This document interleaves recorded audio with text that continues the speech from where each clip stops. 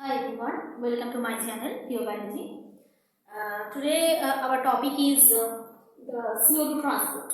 How the CO2 is transported through the blood, or what factors that are responsible for the transportation of the CO2.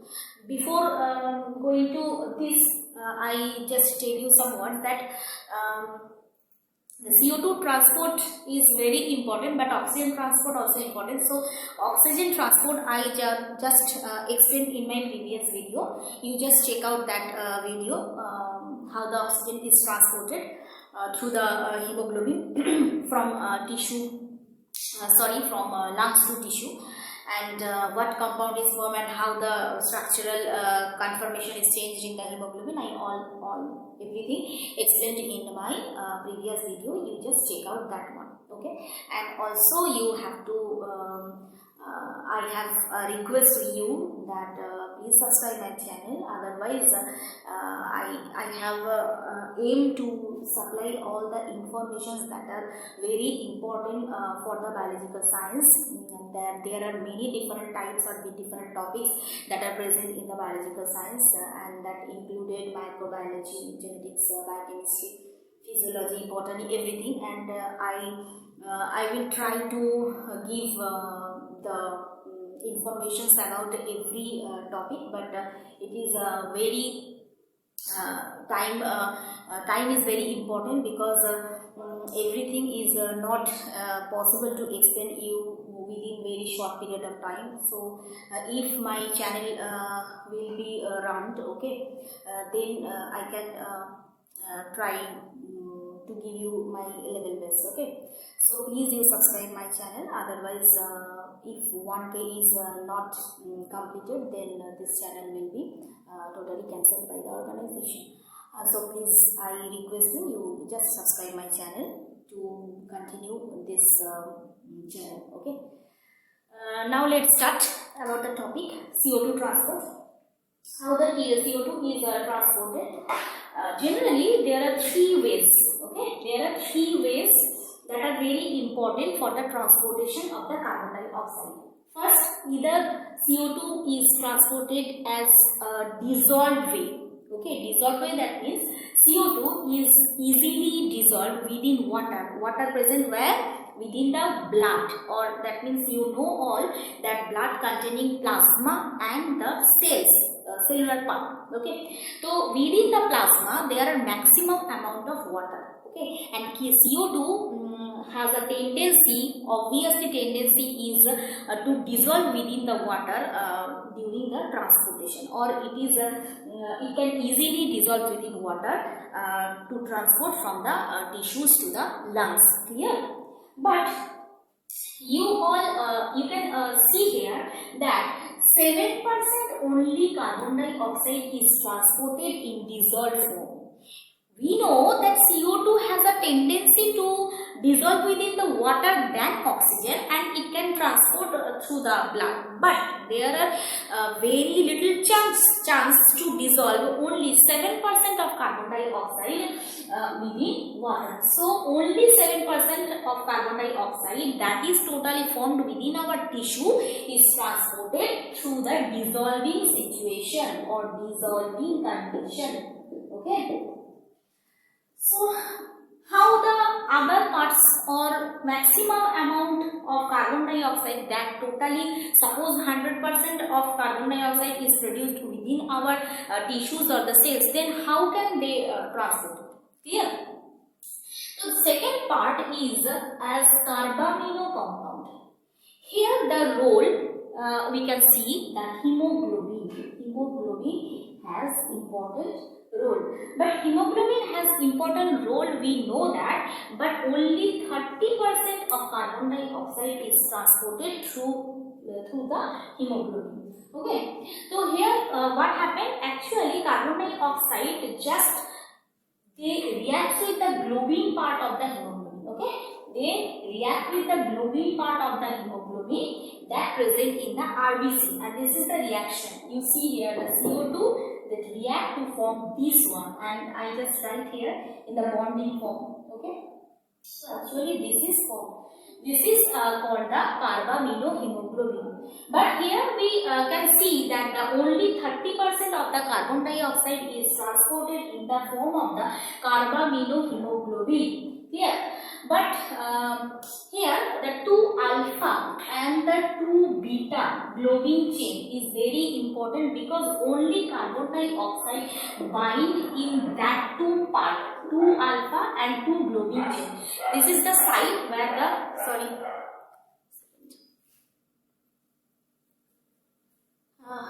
sorry for the street dogs. So actually it is the main problem because I cannot stop this problem. Okay, you just listen there. What is that? As the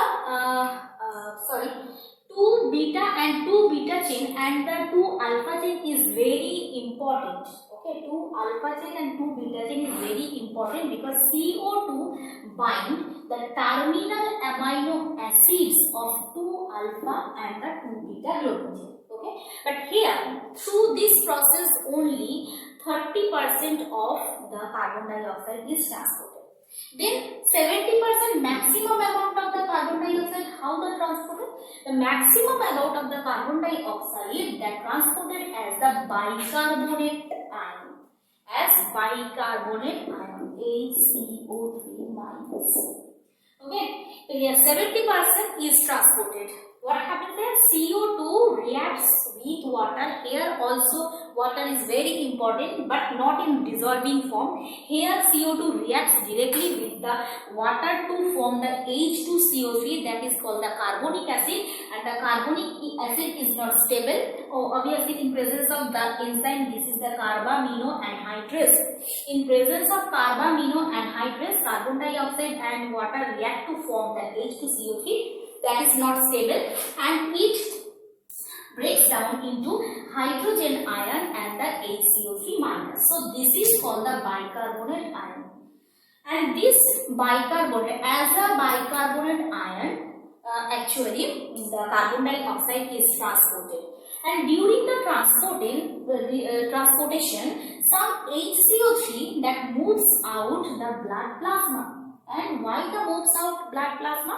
In exchange, the chloride moves from the plasma to RBC. Okay, then what is that? HCO3, when the maximum amount of HCO3 is formed, then some of the HCO3 that moves out to the blood plasma. Okay, and what happens in exchange of that? Chloride ion that comes from the blood plasma to the RBC. HCO3 is formed in the RBC, and so here the chlorine ion and HCO3, that is that actually balance the positive and negative charge. Okay, so positive negative ions, that is totally balanced by this exchange. It is called the chloride shift. So when I explain you about the chloride shift, then I obviously explain or describe about what is how this chloride ion enters into the RBC, or how the HCO3 moves out from the blood plasma, and at that time I will explain. But just now, you briefly understand that this occurs for the balancing of the positive and the negative ion within the blood. Clear? And these are the three processes through which the carbon dioxide is transported through the blood, or it is transported from the tissues to the lungs. Okay. Now I just explain you what is the Haldane effect. What is the Haldane effect? Okay, this is the Haldane effect. What is Haldane effect? The amount of CO2 that transportation is influenced by the saturation of hemoglobin and oxygen. Lower hemoglobin, oxygenated hemoglobin, that means more carbaminohemoglobin. Actually, it is a very simple way we explain that.